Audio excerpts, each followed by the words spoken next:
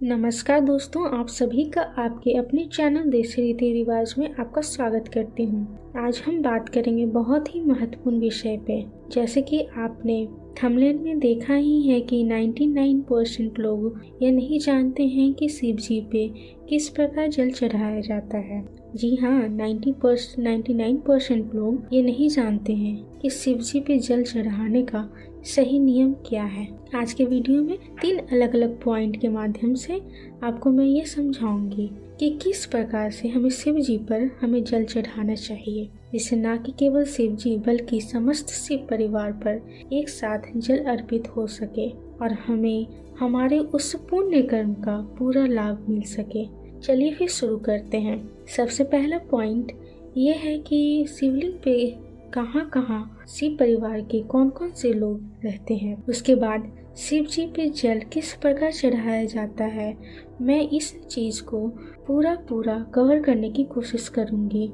चलिए, ये जो शिवलिंग है, ये जो डायरेक्शन होता है जहाँ जलहरी का जल आके गिरता है, ये हमेशा उत्तर दिशा में होता है। शिवलिंग का मुंह हमेशा उत्तर दिशा में होता है। यह जो राइट हैंड साइड का जो अपर पोर्शन है, यदि मैं शिव जी के बिहाफ पे इस चीज़ को देखूं, यदि मैं शिव जी के पीछे जाके खड़ा हो जाऊं, उसके बाद शिवलिंग को देखूं, तो ये हमारा राइट साइड पड़ेगा। ठीक है, इस हिस्से में गणेश जी का वास होता है। यह जो लेफ्ट हैंड साइड का हिस्सा है, यहाँ पे कार्तिकेय जी का निवास स्थान है। शिव जी के बड़े पुत्र का निवास होता है यहाँ। ये जो बीच का उभरा हुआ भाग है, यह अशोक सुंदरी यानी उनकी पुत्री का निवास स्थान होता है। ये गोल सर्कल वाला जो स्थान है जहाँ पे ये शिवलिंग रखा हुआ है, ये जो गोलाई है, ये पूरा हिस्सा ये माँ पार्वती का हस्त कमल है, यानी शिवलिंग माँ पार्वती के हस्त कमल में है। अब बात आती है कि आपको जल कैसे चढ़ाना है। बिल्कुल ध्यान से समझिएगा। आपको सबसे पहले अपने हाथों से इस गोलाई वाले स्थान की सफाई कर लेनी है। यहाँ पे जो भी फूल, चंदन, बेलपत्र इत्यादि को अपने हाथों से साफ कर लेनी है। जब आप हस्त कमल को साफ करते हैं तो आप सबसे पहले पाप से मुक्त होते हैं, जिससे आप शिवलिंग पे जल चढ़ाने के लायक होंगे। सबसे पहले प्रभु की इस जगह को सफाई करते हुए नीचे गिराना है, जिससे सबसे पहले आप पाप मुक्त हो जाएंगे। अब आपको जल चढ़ाना है।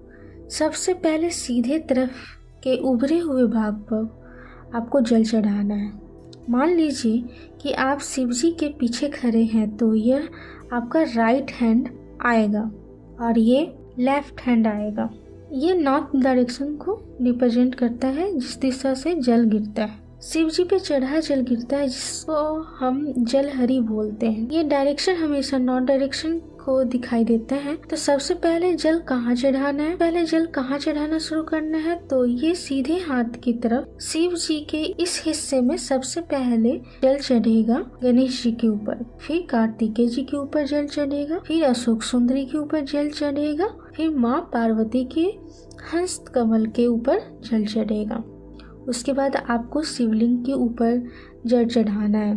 उसके बाद भी आपके लोटे में या पात्र में, कलश में यदि जल की कुछ मात्रा बच जाए, तो उस जल को आपको शिव जी के ऊपर जो मटका लगा रहता है, उस मटके में उस जल को डालना है। अब दूसरी पॉइंट पे आते हैं। दोस्तों, दूसरे पॉइंट पे आने से पहले अगर आपको मेरी वीडियो पसंद आ रही है तो लाइक कर दीजिएगा। कमेंट बॉक्स में ओम नमः शिवाय लिखिए। ज़्यादा से ज़्यादा शेयर कर दीजिए ताकि बाकी लोगों तक भी जानकारी पहुंच सके।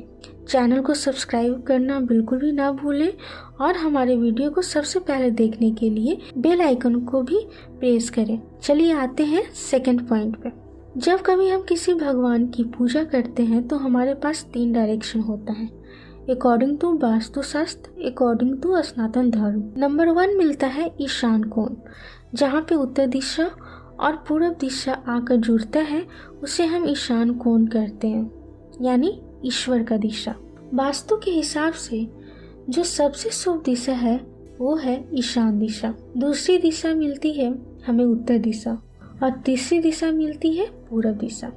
इस प्रकार से 3 दिशाओं की ओर मोस्टली अपना मुख करके ईश्वर की पूजा करते हैं। लेकिन जब कभी शिव जी को जल चढ़ाना हो तो सबसे बढ़िया दिशा होता है उत्तर दिशा। जब कभी आप शिवलिंग की पूजा करें, आप हमेशा प्रयास करें कि आप इस डायरेक्शन में खड़े हों। यह दक्षिण दिशा है और फेस आपका इस डायरेक्शन में होना चाहिए जिस डायरेक्शन में जलहरी होती है। जलहरी का दिशा ठीक एकदम उत्तर दिशा को दिखाता है। मंदिर में जब शिवलिंग की स्थापना की जाती है तो पुजारी वहाँ पे इस चीजों का ध्यान रखते हैं कि वो एग्जैक्ट नॉर्थ डायरेक्शन में हो। ये हो गई दूसरी बात। यदि मंदिर में सपोज कीजिए कहीं पर आप जल चढ़ा रहे हैं और आपको साउथ डायरेक्शन में खड़े होने नहीं बन रहा है, तो अपना हाथ इस पोजीशन में इस तरह से बना लें कि आपके लोटे का जो जल डालते समय वो दक्षिण दिशा से होते हुए उत्तर दिशा की ओर आपका जल आए। अब आते हैं थर्ड पॉइंट पे। थर्ड पॉइंट क्या है? जल चढ़ाते समय 3 बर्तन का यूज कर सकते हैं।